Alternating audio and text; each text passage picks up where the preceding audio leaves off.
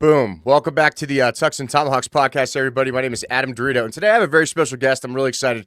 We've been talking in the background for a few weeks now. Baker Leavitt, thank you so much for coming on the show today, and we're definitely excited to talk to you. Absolutely, man. Thanks for having me. Pleasure to be here. Yes. So, like, you're the man. I mean, you are the director of strategic communications for Black Rifle Coffee. You work with SmokelessVets. You're the KillCliff energy drink guy. Like you're doing all the great things in our generation around the country to try to get vets and people motivated to do all these amazing things. So tell us more about you. Like, how did you even start? In these businesses, how did you get started with this? What was your early life like?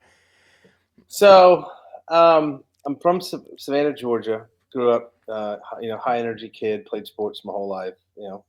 At a much earlier age, was very athletic. Talented kid. I hated school. Hated being in the classroom. Hated sitting still, like most kids. And Dad died when I was 5. My brother was 8 weeks old. My mom was in grad school, so she said she didn't have the energy. She said I always wanted to raise myself, but she didn't, and she didn't have the energy to fight me, so she just let me do my thing.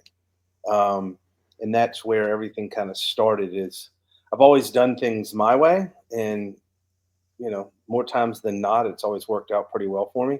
It's funny if you were to talk to my mother, and she would say, "I have never once in my life worried about Baker." She said, because I always knew no matter where he was or what he was doing, he could take care of himself. She worried constantly about my brother, Mitchell. My brother Mitchell he's an MD. He was a Force Recon Marine with a couple deployments under his belt. Worried about him constantly. Never once ever worried about me, which is probably honestly the biggest compliment anyone has ever given me. Because that's just kind of I wake up and I kind of go where the opportunities are each day. Yeah.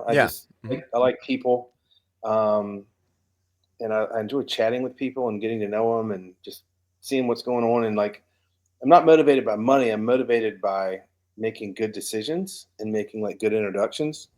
Um, Here's a textbook example.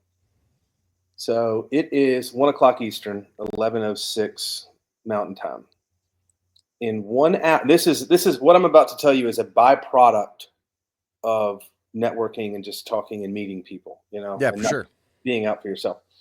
Jared Isaacman, who is the nominee to lead NASA, he had his confirmation hearing last Wednesday, he's flying from Bozeman, Montana to Salt Lake City, picking up Evan Hafer, the CEO and founder of Black Rifle Coffee, and flying back to Bozeman to go fly around in a couple of MiG-29 Fulcrums. It's badass. Evan doesn't So know this. badass. Evan doesn't know this. I just told him to be at KPVU airport at 12 noon Mountain. I said, don't ask. Don't ask. Don't ask what you're doing. Just be there. So he doesn't know. So the cool thing about, I got nothing in it for me other than I'm doing a solid for Jared Isaacman, the NASA nominee. I'm doing a super solid for a person who's my boss in real life in one facet of my life. Hmm. It's just super badass. Jared Isaacman, though, is of all the appointees that Trump's nominated so far, he's the most qualified, and it's not even close. And I'm going to tell you why. He had his confirmation hearing last Wednesday. The Senate is on vacation for 2 weeks because obviously those guys work so hard. Yeah, absolutely. Need to go to recess. Brutal life they live. So he dropped out of high school when he was 16. Okay. Hmm. Started coding in his parents' basement. Well, he dropped out of high school because he thought raising your hand to ask if you could go to the bathroom was ridiculous. So he starts to code. He starts a credit card processing company that he still owns called Shift4. Shift4 processes 200 billion with a B dollars in credit cards a year. Okay. He was always obsessed with flying in space and fighter jets. So he goes down to Embry-Riddle, which is about 7 miles from my house, gets a degree in aeronautical engineering or whatever, aeronautics, whatever it's called. And obviously he's making money with his credit card processing company. So he learns how to fly, and he starts buying foreign fighter jets. And that led to him starting a company called Draken International, which is the largest privately owned fleet of foreign fighter jets in the world. Yeah, they're the guys that do all the The Red Air stuff with the like Nellis and Red Flag and stuff, right? Yeah, the Op 4 Yeah. Yep. stuff, like Top Gun and all that stuff. So he's got 7,000 hours in a cockpit in foreign fighter jets. He's got the world record for circumnavigating the globe in a fighter jet, 61 hours. I mean, God, that's gotta suck so bad. no Being interest. stuck in that cockpit for 61 hours. Yeah. And then always obsessed with outer space. Mm-hmm. So what was it, 2018-ish? Elon Musk is like, whoever raises the most money for St. Jude gets to go up on the next SpaceX mission. So he pulls out his checkbook and goes, 100 million should do it. Strokes a check to St. Jude's for $100 million. Winner. And has since gone to outer space 2 or 4 times total. He's got 8 days in outer space. He's the first civilian to ever do a spacewalk. Commercial astronaut. It's called a commercial astronaut. He's the first civilian. And Elon, up until about a month ago, Elon's header on his Twitter bio was Isaacman doing a spacewalk. He's worth $1.9 billion. Mm-hmm. And he's 42 years old. So it's think about pretty accomplished. No, but you think about it. Like, there's people that have been nominated in the administration that are I think when I look at Black Rifle I've been there 10 years. It's a publicly traded company. We've had since, I think we did, this is public. We did like 413 million in sales last year. Mm-hmm. Hundreds and 900 employees, big company. So I look at things like, do you have the ability to run a massive organization? Yes or no? Do you have the ability or experience from an operational level to work to run an organization? And normally you get someone to check one box, okay? Right. You never get anyone to check both boxes. So this dude has owns and runs a massive business that does hundreds of billions of dollars in financial transactions a year, okay? He's also got tons of experience working with the U.S. government through government contracts because of his company Draken International, doing all the Op 4 stuff for the Air Force and the Navy. Yeah, for sure. And then he has the operational experience because he's a world-class pilot, and he's been to outer space a few times. So, and more importantly, the dude's going to get 80 votes in the Senate on his confirmation. Like, he's going to get bipartisan support. Like, he is wildly qualified, and I am so stoked for this guy because, like, so I turned 50 in August, and I remember where I was when the Challenger exploded. I was in Ms. Sasser's fourth grade class. And when I was a kid, dude, like, astronauts, it was like deep blue hero stuff, you know, like American exceptionalism, you know, we won the space race, all this great, amazing stuff. And we need to get back to that, inspire young men and women to want to be great and just go to where the stars are. So Evan and Jared and Sean Gustafson, who's a former Thunderbird pilot, is going to be flying Evan in one MiG. Isaacman will be in the other MiG-29. They'll be doing like duels and formations and all that stuff. That's really cool. You know, and I think not getting me in one of them. No. They're not that bad. I mean, I've flown 16s and, you know, flown around those for a little bit, and they're cool. I mean, I'm a little bit more impartial to American engineering versus Russian, but I mean, MiG-29s are still pretty wild. But, you know, you bring up a really good point that I think a lot of people underestimate, especially what Trump has been doing in this administration and the appointees. You know, for a lot of people, they say, oh, we don't want rich businessmen, you know, controlling the government and everything else. But actually, if you look at it, it's a lot more cutthroat in the civilian world, running a business, understanding employees, selling a product, whatever that is. And that takes a lot of effort and a lot of failure up front. And you have people like Isaacman who have obviously had to catastrophically fail in order to understand what actual legitimate business success is. So these are people that have been through the ringer. They've been through this capitalistic system through the United States for decades of their life. And now they actually want to come back and, like I said, does this guy need to work for the government? No, he's worth $1.9 billion, right? But they take it as a responsibility of social responsibility to come in and actually work for their government, make it more efficient, you know, and bring their expertise of what they've been doing over the years and actually try to run some of these defunct and horribly operated organizations that have failed for my entire lifetime for the most part. I mean, heck, I'm in the military. I see the fraud, waste, and abuse that's going around. You know, that's why people are like, oh, I don't want Trump to be president. He's like a billionaire fucking businessman. Yeah, but look at the efficiency and how he's been changing things. Look at how Isaac's coming in and going to try to revamp NASA, because NASA was you know, especially after the shuttle program ended, like, well, what is NASA going to do now? And obviously they do a lot, you know, people who understand how NASA actually works. But this is an opportunity for successful business-minded Americans to come in, actually work for the government, contribute. Because in the past, most of the people that have been head of these organizations, like you said, are radically unqualified, right? They meet one checkbox or they meet one requirement, and then we watch them continuously fail, and we continually pay these people to fail and not bring back that American exceptionalism, that deep blue hero stuff that you talked about. Yeah, that's like the people that are always like bitching about like, oh, there's a bunch of the billionaire class. It's like, first of all, I'm not listening to a loser. I don't give a shit. I'm not Right, listening to someone exactly. that, like, I'm not like, if you're like a librarian or you work at the DMV, you don't get to tell me what to do. I don't give a shit. I'm not And you listening shouldn't to you. head NASA Yeah, if you're a librarian, right? I want winners in places of responsibility. Right. And like billionaires, dude, those guys have won a lot. Like, and They I'm weren't sure, handed that by the government. You yeah, know what I mean?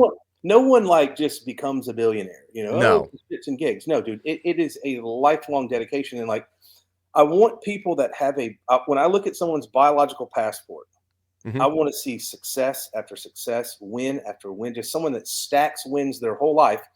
Because here's the deal, those people are goal oriented. Like most Right. billionaires aren't strictly driven by money. That's No. not what motivates them. No. It's winning, stacking wins on top of each other, and they have like a can't fail. It's a whole different mindset. It's like win at all Right. costs. So it's you want someone like that in that position. And I'll say this: I'll tell you what, we're not going to see out of him: a bunch of dipshit selfies in a plate carrier holding a fucking AR, looking like it's a broomstick. You know, Yeah. like it is a hot potato. Like Kristen Nome, that photo of her the other day, like cosplaying as a ICE agent. It's like I you're an saw that. administrator. You're an administrator. What are you Right. doing? Like I'm a Exactly. fan of what she's doing, but it's just like, listen, like chill with the girl boss shit Hmm. and chill with the transparency that the administration is doing. Wholeheartedly embrace it. We know what's going on now. They're telling us every day. But like in social media, if you don't have anything to say, don't say anything. And don't like chill with the stupid photos. Like, why are you wearing a plate carrier? Why are Yeah. you holding this other dude's AR? And Yeah. you look awkward. You know, Bongino, another dude. I have a lot of respect for Dan. I do think Dan is qualified. From a media standpoint, I think he's qualified, and he was in the Secret Service. He was a New York cop for 4 or 6 years, and then he was in the Hmm. Secret Service for a dozen. Um, it's like do the job, and when you have good quality updates, update us. That's what I want to see. I don't want to see and hear nonsense. Like you don't just say something to say it. Like give us tangible, actionable information that you guys are doing. Like you know, end of rant. No, I think, like I said, you're the director of strategic communications for Black Rifle. So I think you Strategic recognize relations. strategic relations, right? Yeah. And I think you recognize these things, and I've seen that in the social media sphere as well. And like I'm a way small time guy compared to you guys, but if you don't have anything to say, don't say anything, right? Because Hold people on one want to. second. Hold on. This is Evan. Hold on. Yeah, yeah, yeah. Hey,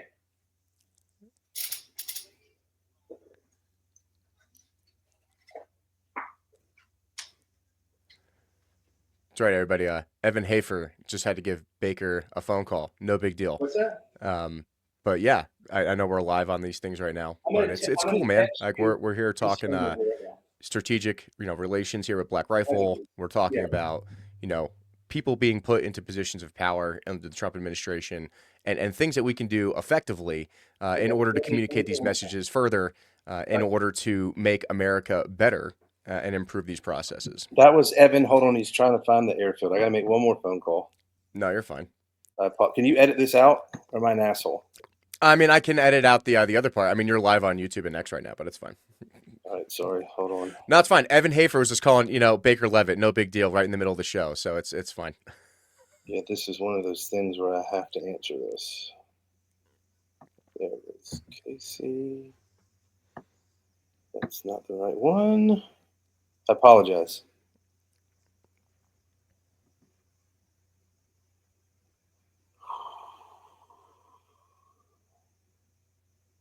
There it is.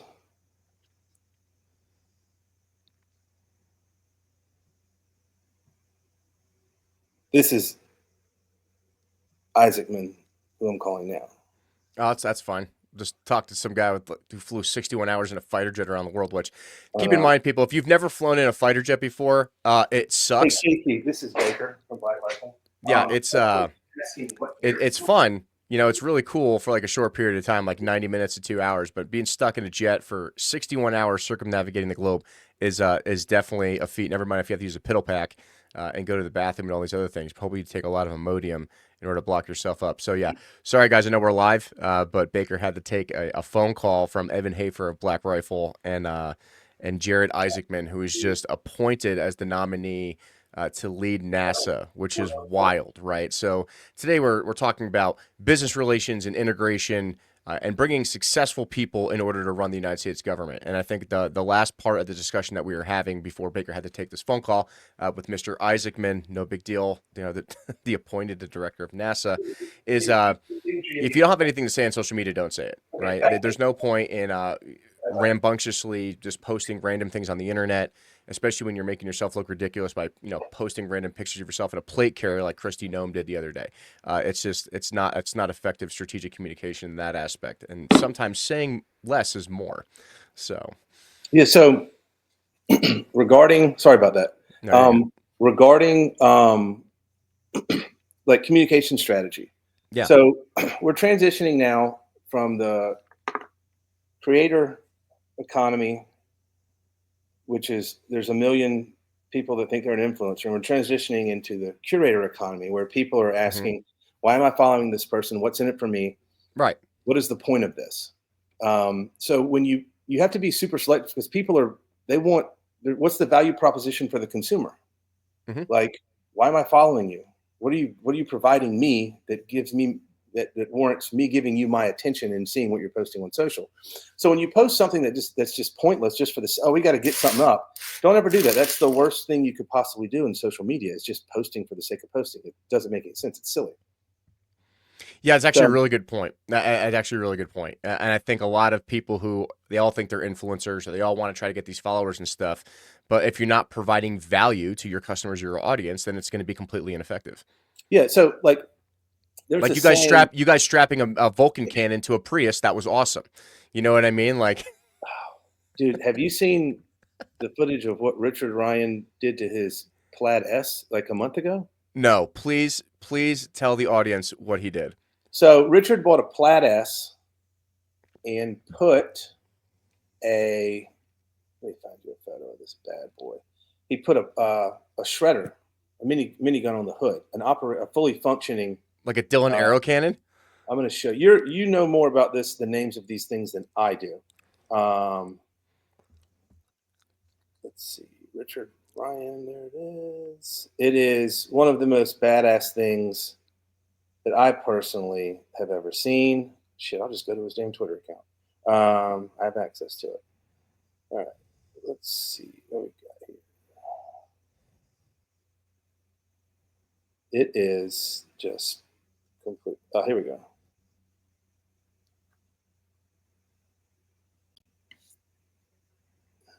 What the fuck? That is awesome. That's like Terminator shit. Yeah, but dude, it's also got FLIR. You can run 175 miles an hour down the road at night. It, That's badass. yeah, This is what America's all about, people, putting Dylan arrow cannons on a Tesla Model S, Plaid it S. took 2 years of work to do that. He Yeah. bought it, and he did Hmm. not get in it for 2 years. It's got like it's this undercarriage. I know nothing about cars. I have literally zero mechanical skills or Yeah. engineering skills. That's just not the way my brain works. But like, I mean, he put a couple hundred grand into that thing. I mean, in his Richard's one of my closest friends. He's a co-founder of Black Rifle, but he's like a tech executive guy. Hmm. And if you go on his YouTube channel, Full Mag, like he has done some of the most amazing things, like with Priuses and Teslas, and like he took one Tesla that had the Tesla X, I think, where the doors open, the Lambo doors. Yeah. So the doors open up, and then two mini guns, functional, pop out of each door.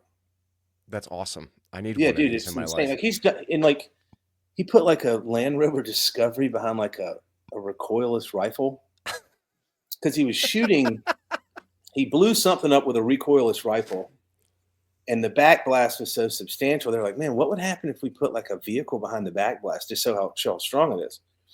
And it turned, and he shoots all this on a Phantom camera, which is like $250,000, like a super slow-mo thing. Yeah. And it turned the Discovery like jelloed it. It just went woo. Yeah. He's got some of the most epic videos you've ever seen on his full mag, FULLMAG, just insane stuff. But yeah. So we were talking about comms. I tried to take that call. So we're talking about like communication strategies and things like that. So the current administration, and I think they're doing amazing things. The tariff thing's a little bit kind of scary because you have to go. I will take short-term discomfort for long-term prosperity any day of the week. Yeah. But like if you're looking at your retirement account every day and you're a year, 2, 3 years away from retiring and your account's down 30 or 40%, yeah, you're going to be uneasy. But give it 6 months and let's get all this stuff worked out, these trade deals worked out. And everything needs to be fair. Like I don't like your parents shouldn't support their kids their entire lives. And it feels kind of like that's what we're doing as a country with all these foreign nations. And it's like, hey man, like at some point, like you guys got to take care of yourself and like, govern yourself, govern your own country. Right. And it's not our job to like pay you. And like the trade deficit we have with Canada, it's like $100 billion a year. That's not fair. No, it's insane. And like they are the largest supplier of foreign oil to our country too. Like it's kind of funny. So I work at a refinery. So 80% of our oil, or the foreign oil that comes into the state of Colorado actually comes from Canada itself because we have one of the few refineries that can process tar sands.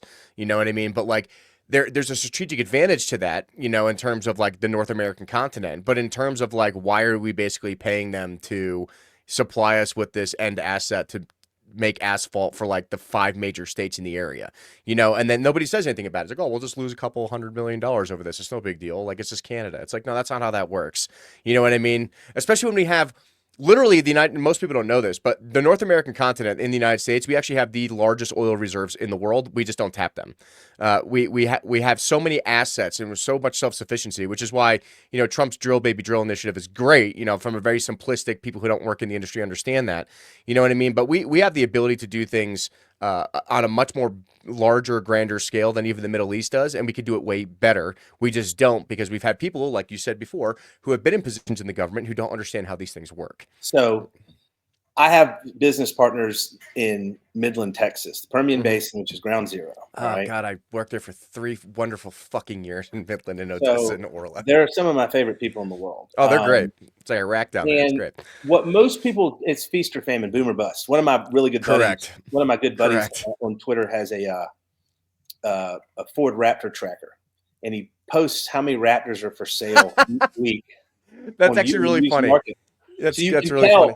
Feast or famine, I think like each day it's going up. But the thing that, the Biden administration, they're like, oh, we're producing more oil than we ever have. That may be true, but like the majority of the oil this country produces is not for fuel. It is for plastics. It's that midstream stuff. And I think, correct me if I'm wrong, I think New Mexico is really one of the only places in America that has oil that the quality is high enough that we could use it for fuel, because the stuff from Saudi Arabia is totally different than what we get here in the Permian Basin. Correct. So in the United States, we mostly have something called sweet crude. So sweet crude and actually the Denver-Julesburg Basin and the Bakken up in North Dakota is a little bit rougher to refine. But Denver-Julesburg Basin pretty much goes from Colorado down to New Mexico. It actually looks like diesel fuel. It's a light green color. And when you refine it, you can actually pull more gallons of gasoline, diesel fuel, Jet A out of it than you would be in the Middle East. So that's why people understand, like, the Middle Eastern oil is terrible quality. It has a very different quality than the United States does. So they get less barrels of oil fueled, distilled out of it than they do in the United States. So our WTI, West Texas Intermediate, is a much higher quality than the stuff overseas, which is why we could sell for higher price per barrel. But unfortunately, we haven't built refineries in this country in a very long time. You know what I mean? So what we're left with is what we have, the infrastructure that exists. Like, the biggest refineries are obviously Louisiana, Texas, things like that. But the issue is that we export a lot of just our raw crude elsewhere to get refined, and then we buy it back, which is absolutely stupid. You know what I mean? So if we actually put in more critical infrastructure to actually refine our own fuel at a higher capacity, because we're pretty much at capacity, right? We can only, whatever it is, we refine, say, 1 million or 2 million barrels a day. We could refine 5, but we don't have the capacity to do it. So we have to send it to another refinery like Venezuela or whatever, and then, and shift it back here. Why don't we refine our own oil? And before you we do, we just can't refine as much of it. And that goes to your argument. Like, we have the most oil in the world. We can't refine it fast enough. So we have to export the raw crude oil to other countries and let them refine it themselves. So we actually lose in the profit margin, because you make more money selling distillate refined products and plastics and pharmaceuticals and whatever else you need than you do just selling the raw crude oil and the raw material. So that's one of I think the oil and gas industry is absolutely fascinating, because it's one of those industries that very few people in this country know anything about. Like, for example, like, if you're not in like Texas or Colorado or New Mexico, North Dakota, Oklahoma, all the big parts ones. of Wyoming, parts of North Dakota, you have no idea about the oil and gas industry, how it works. You don't know anything about it. No, you don't. You've never had any exposure. The thing that fascinates me, when they drill a white truck, from the time they dig that first rat hole, 1,300 white trucks visit that site before anything comes out of the ground. Correct. It's a huge operation.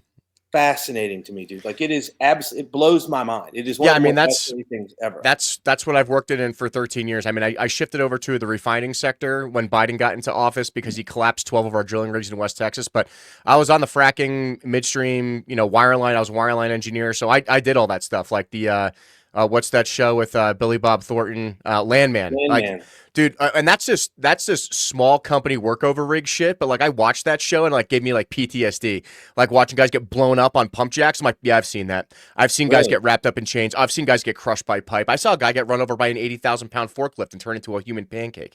You know what I mean? So like, that stuff's, I mean, minus the hot daughter, mother scenario they have going on there, because those women don't really exist in West Texas. For anyone who's been to Midland, you know what I mean? But that stuff's real. I mean, that show is actually pretty accurate to a smaller oil company doing workover rig and trying to, reinvigorate older wells and stuff. I've worked with workover rig crews before when I worked for Noble. So, but the thing is that Americans really take for granted the access to energy aspect. And one thing, like, I work in civil affairs. I'm an Army officer in civil affairs in the Army now. And what people don't understand is that the biggest predictor for the success of a nation is your access to energy, right? So the more that a country's population has in terms of access to energy, that actually is a good predictor for a higher birth rate, cleaner water, access to electricity. So people don't understand this. The more we drill, the more access to energy we have, is the more people are going to prosper in all industries across the board, right? Even like Black Rifle Coffee, right? It'll lower the cost of energy to roast your beans, and lower the cost of trucking, the plastics you use to package, all these other things. Like, people don't understand that literally everything you do in your life is connected to oil and gas, even the soundproofing behind on this wall, right? It's all made of, some kind of oil derivative, right? But people take it for granted. They always want to buy these cheap Chinese products, which I know is another interesting thing, talking about these tariffs and everything else you wanted to talk about today, is yes, it does have a short-term effect in terms of the American consumer, because China has gotten very, very good at building very cheap things because they don't care about their emission standards. Like, they're building coal plants every day, and they have the industrial capacity. We can bring back a lot of that industrial capacity to the United States, which I think is a good objective for the Trump administration, is to bring back that industrial capacity, because I think we saw this during COVID. Once everything shut down, and then we didn't have shipping, coming into all the ports and everything else, we realized we can't even produce our own masks. Like, where did that capacity go? Right? We can't even produce like the little things. So I don't know how this is going to play out, to be honest, yet. Like, because we lost a lot of industrial capacity after, the Industrial Revolution. We were making our own cars and our own steel and everything else. NAFTA with Bill Clinton basically shipped all of our manufacturing jobs overseas. And Correct. So, it's interesting you mentioned about China. Like, China is not a free society, and I think when you have a free society, you have free thinkers. Hmm. and you encourage people to innovate and do amazing things because it makes life better and become more prosperous. Whereas in China, you know what they're really good at? Copying. Yes. You Yes, make they are. something, give them 7 days, they'll have it. They'll it tech, weapon systems, technology, whatever it is, they will have it duplicated in 7 days. But they're really bad at R&D. They don't know how Correct. to do that because they don't have any innovation because they don't have any aspirations as a society. The people just do their job. It's like, oh, hey, the Americans made this, copy this. So they Yeah. just go copy it. Yeah. But it's going to be interesting. Like the shipping is going to be interesting. The California ports are going to be desolate. Um, interstate commerce, trucking is going to get hit. It's going to be interesting to see if they don't work out some deal here sooner. But I think what Trump's trying to do is he's trying to create so much instability in the market that the market tanks because he wants the 10-year rate to go down. Yeah, Because for the more sure. the 10 rate goes, because we have to refinance an insane amount of debt this summer. Right. And we have to have interest rates lower, which another interesting question is, why in the hell do we pay ourselves interest when we borrow money from ourselves? I don't understand that. I, Why? yeah, I know. Who do we owe money to? Us? Wait, what? Yeah, just how about just pay back the principal? You Yeah. know? And I think you would agree, especially since you're such a business-minded person, is that like we have been shoveling in this hole in the United States for so long that it's like, we're borrowing money from China, but then we're paying the interest back to China, and just to give more money back to China to buy more money for ourselves because we don't have any. And they're You, borrowing money from us and paying us interest. It's a game of like whack-a-mole. It's yeah, absurd. it is absurd. So It's like, just I just want I just like the thing that has served me well in my business career is just taking a common sense approach to everything I do. Like people make things complicated. Things don't have to be complicated. No, they don't. We make them. There's no need to make something complicated.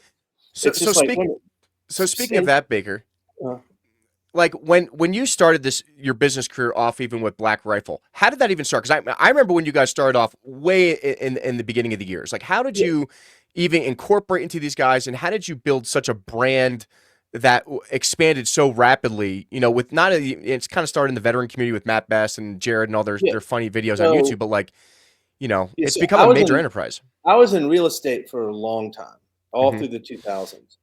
And between 2008 and 2010, I lost about $15 million when the market crashed. Yeah, no big deal. Yeah, it was awful. I lost, when I say I lost everything, like I didn't have to claim bankruptcy to this day. I still think about it. I don't know how I didn't. Right. I don't know how I escaped that. And I don't, and I'm a business guy. It's what I do. Like, I don't, I'll never understand how I avoided that, but I did.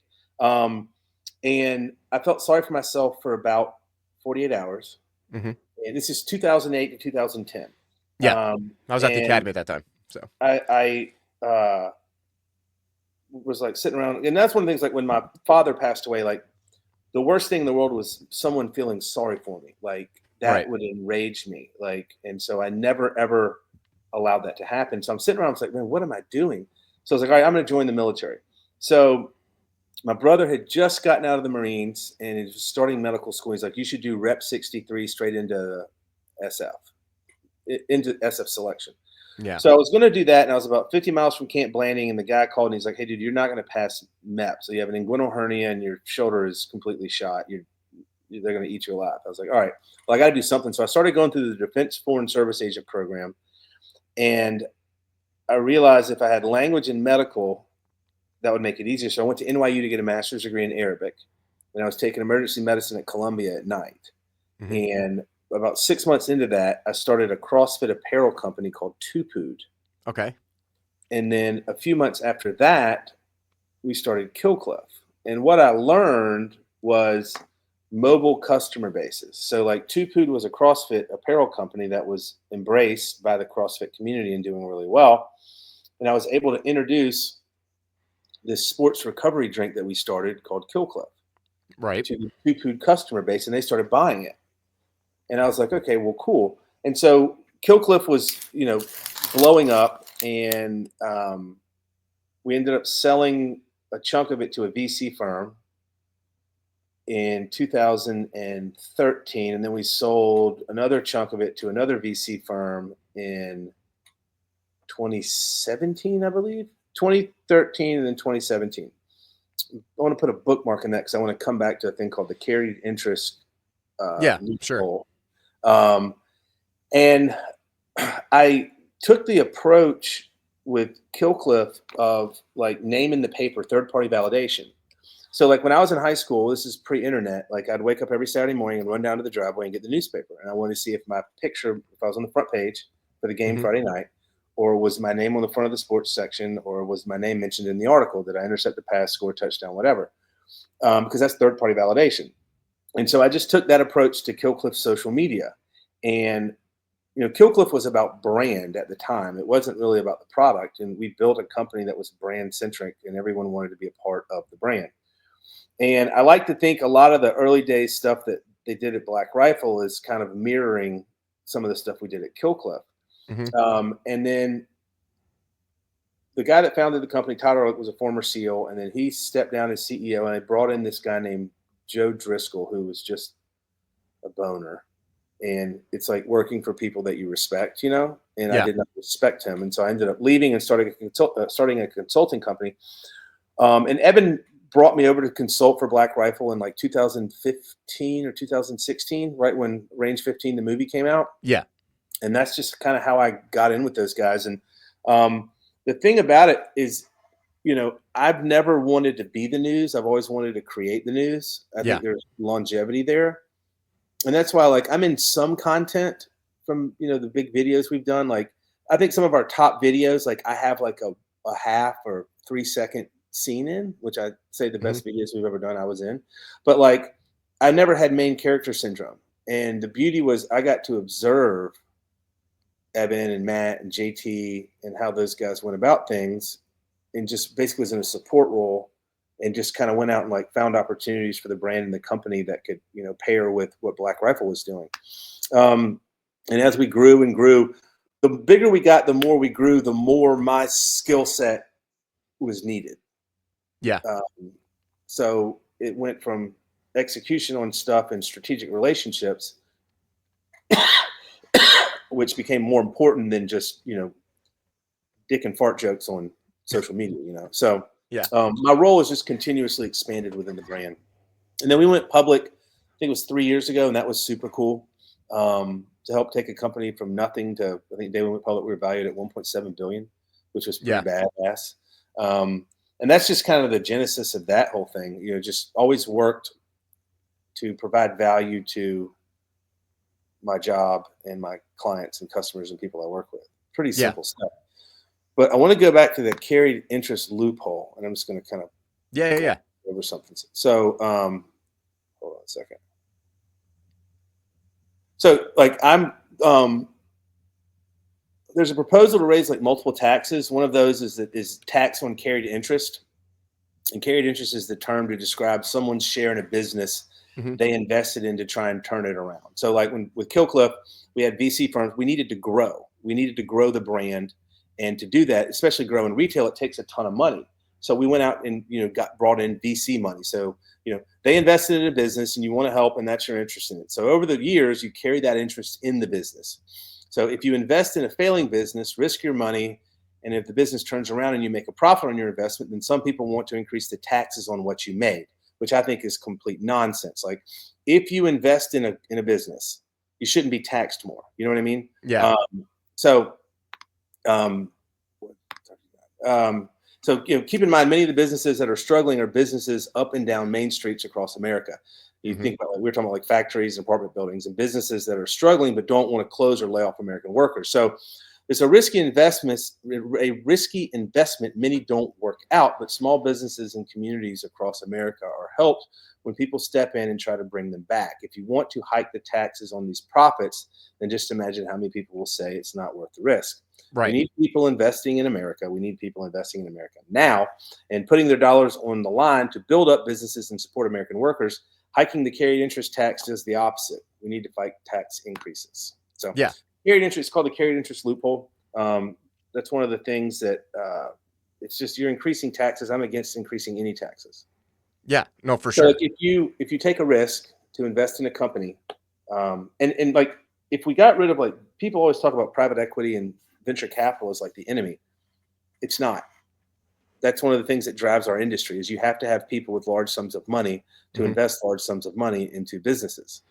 Yeah, how come most more Americans don't understand that? You know what I mean? Like, and you're a business guy and you understand this, but like, we all talk about, oh, we want to tax the corporations, we want to tax these millionaires and billionaires. They need to pay their fair share, but it's like you don't understand that that's not how this country's going to work. You know, $5 from grandma is not going to fix anything. But you know, they're not providing jobs, they're not doing anything. Like, and you've seen this in the multiple major businesses you've been involved in. Like you are like the perfect example of how our generation, like the 18 to 55-year-olds, you know, are being pushed out of this system in the government, and they're telling us that being successful is bad. You know, being a millionaire or a billionaire is bad, and that you should all just distribute all your money to all these people and get free healthcare and free everything else. When that's not what this country was built upon in this capitalist society.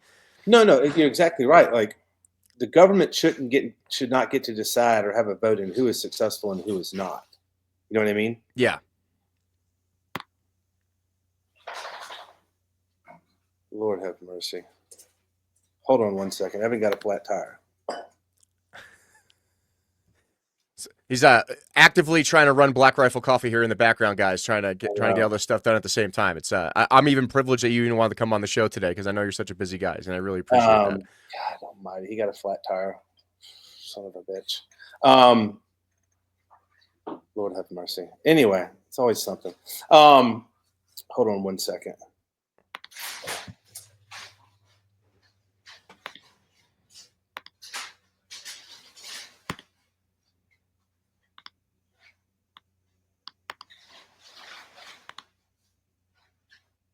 Bear with me.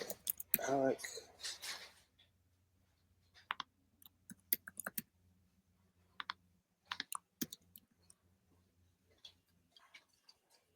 Bear with me. Sorry about this, everyone. Evan. Alec. This is Evan's number. He got a flat. I believe you are behind him.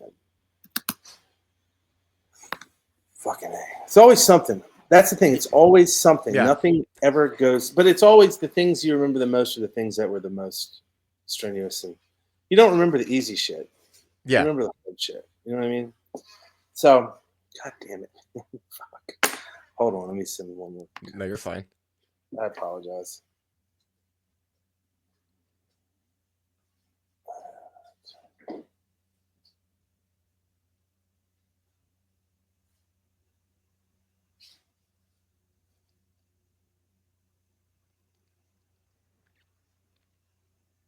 Bear with me. Hey. So yeah, sorry about that, guys. I know, like I said, it's even a privilege to have Baker come on the show today from Black Rifle and running KillCliff and all these other things at the same time. And Evan Hafer just keeps calling him in the middle of the interview. It's you know, like I said, he's a busy man, and it's great that he even wanted to come on this show today. And you know, he's got to run the company and in real time. But you know, what we're talking about here is like the importance of American entrepreneurialism. Okay, great, Baker. Glad to have you back. Here's the good part about having a boss that was a former Green Beret. Flat tire's not going to derail him. He's just going to change it. Yeah. I'm happy there. So he's solving a problem. That makes me happy. Lord have mercy. It's always some shit, man. Anyway, what were we talking about? I apologize. So you were talking about the carried interest loop and expanding American venture capitalism and, you know, all these other things here and why businesses are important, you know, why we can't, we have to tax the rich. Yeah, you have to get money from somewhere. And like VC firms and private equity, they bring more to the table than a bank does. A bank will lend you money. Right. And then they bring expertise, experience, vast information. They can help you improve your business, how it runs, how it works, corporate finance, high-level finance, all this stuff. They bring a lot to the table. Now, there's also horror stories with VC firms. Like there's tons of them, but I don't think the government should have a say in who is successful and who isn't. And when you hear these people talking about tax the rich and tax billionaires and pay their share, do you know how many jobs those people have created? Yeah, I know. A lot. Tens of thousands. Mm-hmm. You know, it's just completely insane. So it's just nuts, man. But yeah. What else? I sent you. So A list. what's your opinion on this whole Canadian, like the Canadian tariff thing, and like, removing Jack Daniel's Canada and all that other stuff? I know that was something else you wanted to talk about that I thought was pretty funny. So Yeah, it's like, so Jack Daniel's is American whiskey. yeah. Made in Franklin, Tennessee. I've been to the factory, been to the manufacturing facility. It's amazing, amazing success story, amazing company history. And then we have these tariffs, and the way that Canada responds is they're like, "Yeah, we're pulling all this Jack Daniel's off the shelves." And Oh it's like, no, you already paid for it, you idiots. yeah, you already paid for it. They have your money. Also, by the way, you're literally less than 1% of Jack Daniel's Brown-Forman's annual revenue. Right. So like, what are you doing? That's the thing. It's like a guy talking shit when he's got his friend holding him back, and the dude he's talking, acting like, "Oh man, you better be glad he's in front of me," because it's like, hey man, like, you know how this situation would end. That guy's 6'5" and a UFC fighter, and you're some dumb drunk kid, like, and you're acting tough. Like, it's just absurd. It's posturing.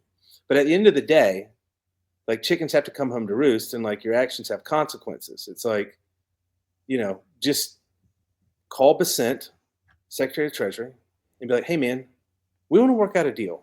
What can we do? Like, how can we work this together? Like, what can we do? How do we solve this problem?" Yeah, we've been taking you guys to the cleaners for years. There's a massive trade deficit. It's not. I understand your position. That's not fair to the American worker, the American taxpayer. We'll solve this. Stupid asses. So where do you see Black Rifle moving now? You have this new economic environment under Trump. You have all these tariffs coming in and now. It's obviously probably impacted your business in different ways. But like, what's next for all the companies that you've been working with? Where do you guys see this moving for you guys, for American prosperity? And what's next for you guys in that sphere? People always going to drink coffee. I haven't seen anything or heard of any impact affecting us on tariffs. Because remember when Colombia was talking shit? Yeah. Like, they stopped that real quick. Rolled in less than 24 hours. Yeah, that's great. Like, God, so, B-2 stealth bombers, baby. We source our coffee from all over the world. Like, we have the largest coffee subscription service in the world. I'm actually going to get you set up on that. Thank you. Email me your mailing address. We have 267,000 people that get coffee delivered to their door every single month. It's the largest coffee subscription service in the world. A lot of focus on that. Super important. Better pricing, free shipping, all this great stuff. Yeah. But we have the exclusive coffee subscription service, which is those super cool bags that you see from time to time each month from us. Yeah. Those are like micro lots, micro batches. Those come from all over the globe, like in Ethiopia, Kenya, all over the place, Guatemala, everywhere. And so where do I see things going for us? I'm not really worried about the tariffs. Like, our product, like, it's not a luxury item. It's not like a $3,000 Staccato or, a $240,000 Range Rover. It's a staple. It's part of people's morning routine. And I'd love it. I'd love a hot cup of coffee every morning. It's the first thing I do when I get up. Make my coffee. It's what I do every day. It's part of my routine. So I think you're going to start seeing a lot better content coming out from us. You will see some stuff like Coffee or Die coming back, some other cool stuff. And I think, one of the things people listening that have any interest in business is, like, I think, like, companies are going to start working a lot more in partnership with each other versus influencer stuff. Because if you look at an influencer, it's a good point. That's interesting. We're totally dialed into when someone's trying to sell us something. Right. So if I follow Range Rover on social media, I want to see Range Rovers. I like Range Rovers. Okay. I want to look at them. I've owned 2 brand new ones before in my life. That was in the real estate days, but I'm expecting to be sold something. I'm there to look at something that's a luxury item that I like, and we'll talk about Staccato, for example, or Sons of Liberty Gunworks, or Christensen Arms rifle. Sure. Christensen Arms. We'll use that. I am expecting to see content on a high-end, high-caliber rifle I know they want me to give them my money for their product. Okay. That's what I'm there for. Mhm. If it's an influencer, say, for example, Caleb Francis, I'm there, or Travis Pastrana, I'm there to see Travis Pastrana do crazy shit at his house in Maryland. Yes. Do I know where that state is on a map? No, I don't. But I know I'm there to see wild and crazy stuff. Caleb Francis, I'm there to see him say funny shit. Okay. When they try to sell you a product, your spidey senses go up. It's like, wait a minute, they're trying to take my money. You know what I mean? Right. Right. When I say, I mean an overt attempt at sales versus a business. So if companies, I think you're going to start seeing a lot of companies working with other companies in partnership, because like, let's take, we'll say Hannah Barron, for example, cute little girl from Alabama, heavy country ass accent. There's a lot of guys that follow her because they just want to look at her because they think she's hot. Okay. Versus, so her followers aren't qualified. I don't know who or what these people are, versus, Black Rifle doing something with Christensen Arms.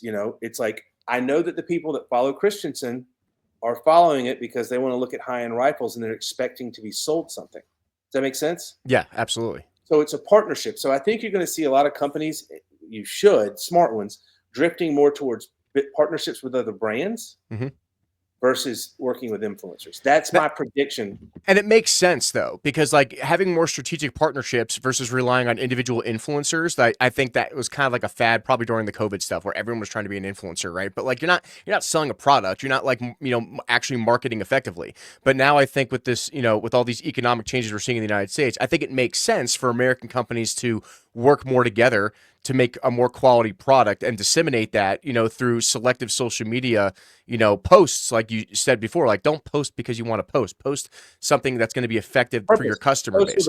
Post with a purpose. Post with a purpose. Yeah. So like, what do companies have? Companies have email lists. They have, yes, ma'am. I'm on a podcast. Is it an emergency or can I call you back? All right. Thank you. So they have email lists. They have SMS text lists. They have customer lists. They have customer profiles. They have sales history. Okay. They have distribution centers. They have promotions going on. They have all kinds of stuff. They have the ability to participate in a giveaway and do a collab. Like, hey, we're going to give away a Christensen rifle and a year supply of Black Rifle coffee. Sure. All right. There's value there. Yeah. That's how you grow, because, with the influencer thing, it's like you will saturate an influencer's followers inside of 30 days. After 30 days, there is no value add to them promoting your product because people tune that shit out. Right. So imagine some hot chick in a bikini that likes to fish on her boyfriend's boat. Good looking girl, fit, works out, likes taking sexy photos. She holds up a damn product and tries to get you to buy it. What is this shit? So the next time you're on social media, for all the dudes or girls listening, go on a influencer's page that's in the skin trade, as I like to call it, that sells them in bikini photos. Like they post photos of them working out or wearing bikinis. And I want you to look at the likes on those posts. And then I want you to find a post where they're promoting a product. It's less than 10% of the likes on the other products. Right. Exactly. People are like, get out of here with that salesy bullshit. I didn't come for that. I came to see you, So right. I think you're going to see a lot of stuff trending that way. I think you're going to see companies get super creative. I think you're going to see companies, it's good. Like, so in the investment banking world, when in times are good, they overhire. And when times are bad, they go to a skeleton crew. I think you're going to see a lot of companies have to get really efficient and focus on getting efficient with their workforce. Yeah. They'll start looking at departments, like how many people are in my finance department? How many people in my marketing? What's more important, having 40 people in my finance department or having 40 people in my marketing department in 2025? 40 people in my marketing department. Because you're going to have to do more marketing this year. You're going to have to do more quality marketing. You're going to have to spend more money. You're going to have to put out more content. You're going to have to do a lot more just to hit the same sales as last year. Yeah. It's crazy. So let's talk like some of the other work that you've been doing here with Smokeless Vets and Vote for America. Let's talk about some of your involvement in that. Yeah. So Smokeless Vets, it's basically we want to get 1 million veterans between now and 2030 off cigarettes, smoking tobacco, and transitioning to smokeless tobacco. Hey. Yeah, this does not cause cancer. This is nicotine. Yep. So fully support that. Yeah, I do too. I mainline those damn things. And then once a day I'll throw in a Copenhagen. So that's the goal there, is to get and put out a lot of good scientific information, like Dr. Timothy Vermillion, who is just an absolute stud. Puts out tons of great information from the VA. He's fantastic. I need to turn my text messages off. It's like, this is very fucking annoying. Excuse my French. They come on the screen and I glance at them. But so we want to get 1 million vets off cigarette smoke, off smoking tobacco, and transition into other forms. So the best way, here's what we learned. There's a study out of Sweden, one out of Switzerland, one out of the UK, and I don't remember where the fourth one was from. But the best way to quit smoking is transitioning onto forms of smokeless nicotine. Mm-hmm. So what we learned is lozenges don't do anything for you at all. The patch doesn't do anything but help you recover from actual COVID, believe it or not. Interesting. The vasodilator. Yeah. Respiratory. Helps you recover from COVID faster. That's the only thing the nicotine patch is good for. Nicotine gum is completely useless. Lozenges are completely useless. So vaping and smokeless nicotine, like little Zen pouches, Velo. Velo. This is talk about like super cool like inventions and stuff that you see, throughout the year. And like I get hit up all the time, like, hey dude, I'm thinking about starting this business, and my 95% of the time I'm like, that's a terrible idea. Don't do that. Like, who's asking you for that? Does it solve a problem? Does it exist? What are the headwinds? But anyway, Velo, look at that little disposable canister in the top for your throwaways. There you go. Close it down. Smart. That's inventive. That's solving a problem. Right. So yeah, Smokeless Vets is great. Vermillion's awesome. Work with a bunch of those guys. And then Vote for America was a project that we stood up, and the goal was we worked with apolitical influencers, because like the Charlie Kirks of the world, we know which way their followers are going, where they're already political. Mm-hmm. So we started focusing on apolitical influencers that had conservative interests. And we determined that about 85 to 90% of their followers were going to vote conservative. And then we dug a little bit deeper, and we found the number of licensed hunters and gun owners that did not participate in the 2020 election was 10 million. Yeah, it's a lot of people. Imagine if you get all those people registered. 620,000 in Ohio. That's insane. Michigan was 370. Pennsylvania was like 515,000. Georgia was 360. So basically, if you could convert 3% of licensed hunters and gun owners who didn't vote in the 2020 election and get them to vote conservative, swing states are no longer swing states. Right. I agree. You turn blue states red, So it's just voter turnout. Conservatives don't vote. They're just low propensity voters. And so we basically went after the low propensity voter and those that hunters and anglers and 2A enthusiasts. And I think we got total 156,000 registered to vote that voted in the last election, which is a massive number, believe it or not. It is. Huge number. So that's great. That's this, excuse me. That's what voteforamerica.org was. And that was a fantastic experience. And like just winning and then sweeping all the swing states was just. Yeah. And it's super important, because that's like what I get heavily involved in, right? Is that, you have two choices in this world. You could be a resident or you could be a citizen. You could be the guy that bitches and complains and takes your kids to soccer practice and goes to work and, bitches on Instagram and Facebook and just be a resident and live here, or you could be a citizen. You have to actually participate. And as much as a lot of, most Americans don't vote, let's be honest, like 2/3 of Americans don't even vote, but here's the problem. Like if you're trying to run a business, if you're trying to take care of your kids, if you're trying to, live by these conservative values, you have to take these losers out of government. And we got some good ones elected. Like there's some people doing some good things. But the problem is we have too many people who have nothing else better to do than to use politics as a social club and a 6:30 a.m. pancake breakfast that are still running your life. And it is time for the age group of 18 to 55, the millennial generation, and our generations combined, to start taking over local politics, state politics and national politics. Because if we don't, right? I mean, and most of us served in the military. It's like, look, man, if you could stand in line at MEPS for 4 hours and do the duck walk, you can show up to your county commissioner meetings and actually start fighting for your tax rates or your businesses and things like that, right? You have a duty in this world as a citizen, as an American citizen, to actually start doing these things versus just complaining about it on social media. Yeah, dude. So I went to DC for the first set of meetings last January. Yeah, how did that? Isn't that fun? It's so much fun. It was fascinating. It's the most rewarding work. Dude, listen, it is the most rewarding work I've done in the past 20 years. Yeah. Because they actually listen to me. Because I basically take the principles we use in marketing in the consumer packaged goods world and apply it to politics. It's the same shit. Yeah. I have to convince you to give me money for coffee. I have to convince you how to vote. The coffee costs money. If you don't get the coffee, it's not the end of the world.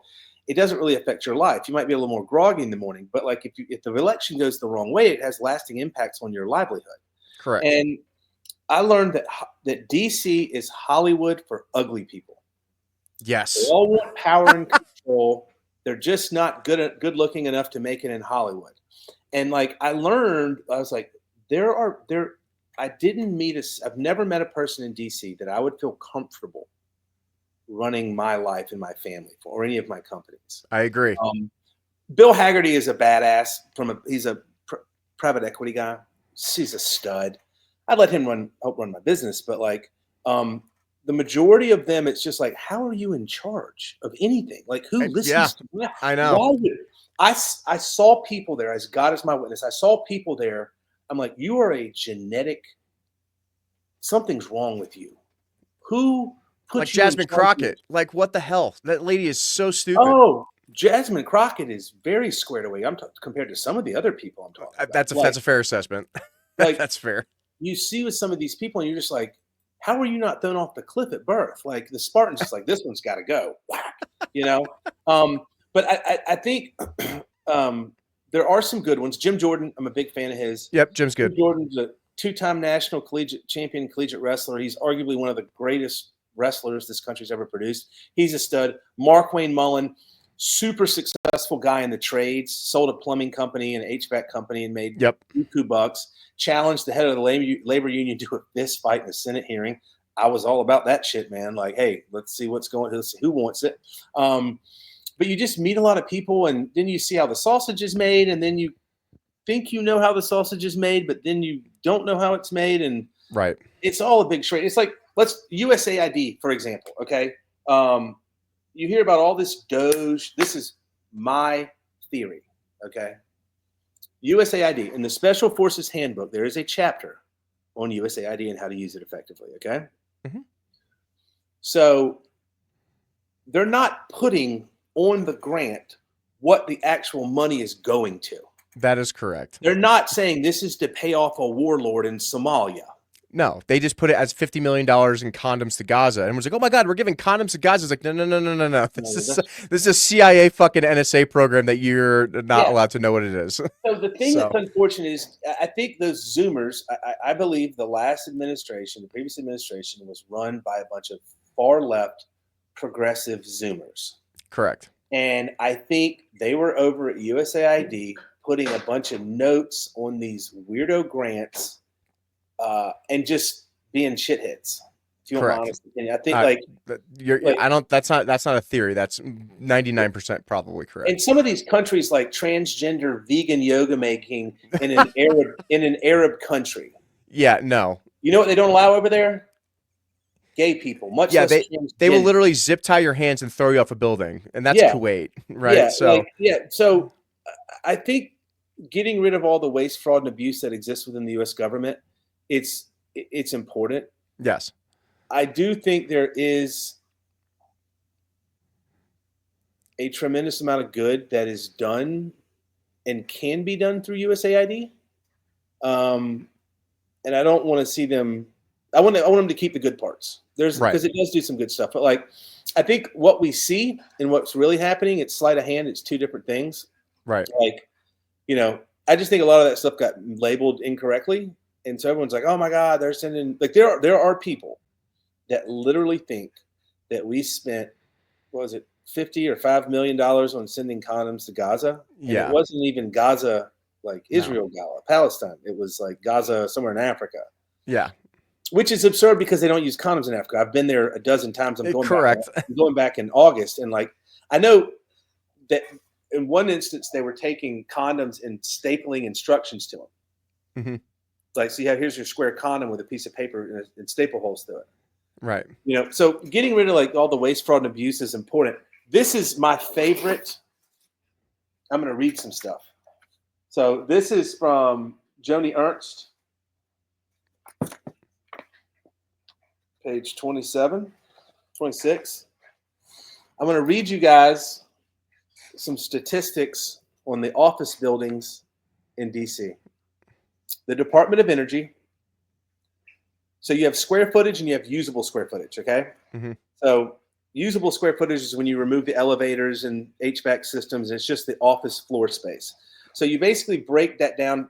Your average person needs 210 square feet of office space per person, which is actually, believe it or not, the same exact size as your average hotel room in America. So based on that, the usable square footage for the Department of Energy is 967,674 square feet, which gives it a capacity of 4,834 people a day. In 2023, what do you think the daily average attendee to the Department of Energy building in DC was? I mean, it's got to be over 500. 8. That's insane. Like 8. Not 800, 8. 7 plus 1, 8. 4 times 2. Agency for Global Media. What is that? Usable square footage, 687,000 square feet. Average daily occupancy, 72 people. yeah, So if you look at the Department of Agriculture, 6% daily occupancy. Department of Veteran Affairs, 7% daily occupancy. hmm, And the EPA, 8% daily occupancy. And you go on down the list, and it goes 8%, 9%, 9%, 11%, 11%, 11%. Department of Commerce, HUD, Housing and Urban Development, Office of Personal Management, Nuclear Regulatory Agency. 100 people showed up a day. yeah. That's a lot of waste. That's a lot of That's waste. called insanity, dude. That's sheer freaking insanity is what that is. I want to see if I have any other talking points. No, I think that's all. Yeah, okay. So I got my carried interest, Jack Daniels, NASA. Yeah, okay.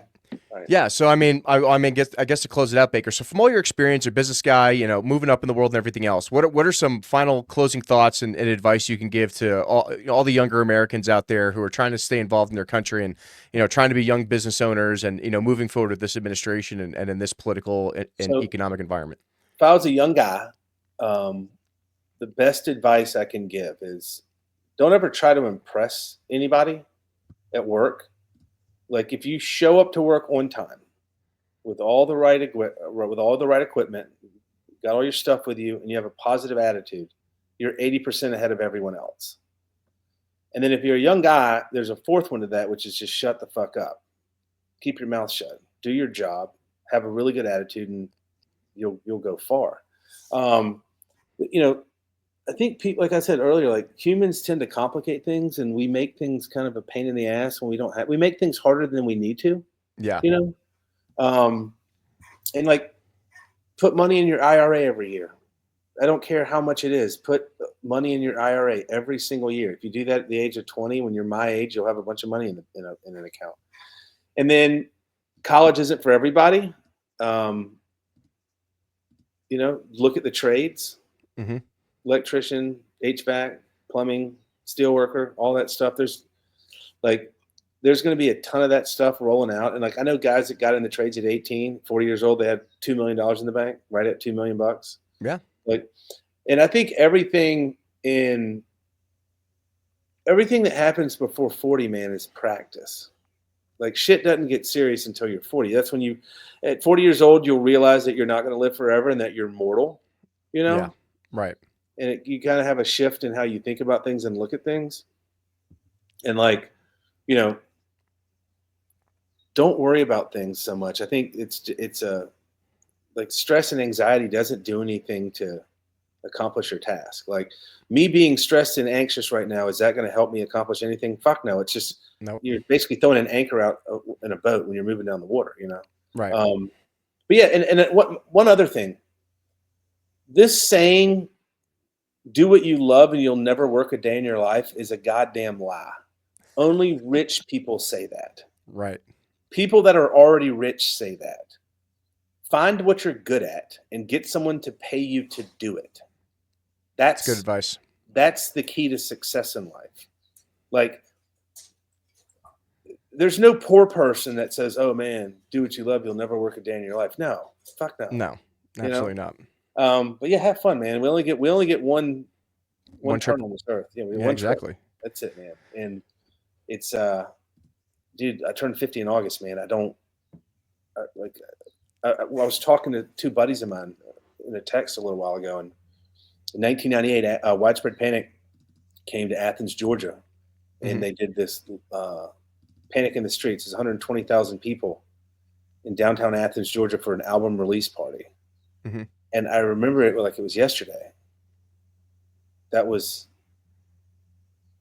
25 years ago, man. And just time goes by so fast.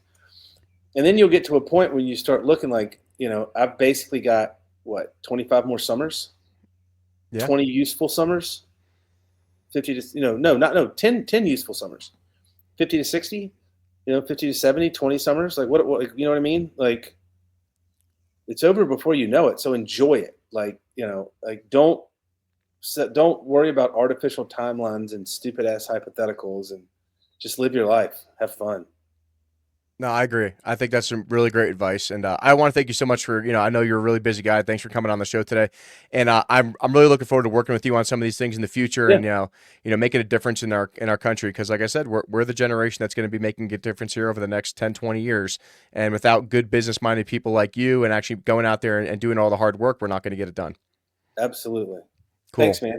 Yeah, just hang on for a second as I close this out. And anyway, that was the Tuxes Tomahawks podcast with Baker Leavitt today from Black Rifle Coffee, KillCliff, SmokelessVets, and all the great things you're doing. And thanks for coming on the show today, Baker. Yeah, man, I appreciate it.